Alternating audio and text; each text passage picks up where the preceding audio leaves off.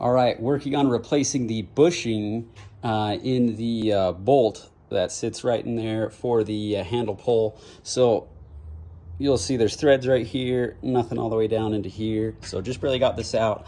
How I did it, first things first, you're probably gonna wanna know. So there's bolts on the underside that come there and there.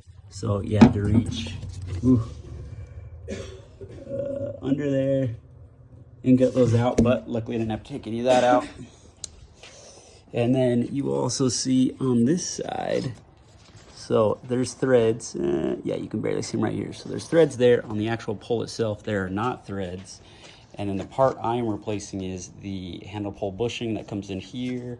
And then I assume actually it would stick in this way. Yeah. So that's what we're gonna do. So here are these old bushings. Obviously they're missing this whole section, right? Whoa. So yeah, you'll see those will go on in there. So okay, I went to this other side and looking at this, you can see there is no way that is gonna fit. So I don't want to try and buy a different part that might not fit or may fit. So I think I'm just going to drill this open to that same size. So we'll go from there. Okay, so here's the size of this hole. So 6/10, which isn't the standard imperial measurement, but that's what we got.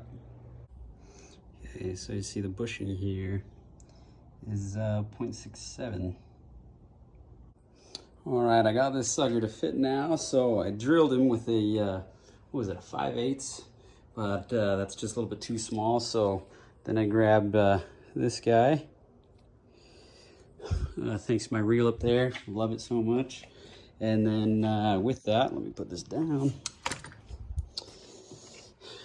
Just got him wide enough that he fits in, and then he's just a little snug, so that's perfect. So now I'm going to go ahead and reassemble the whole thing.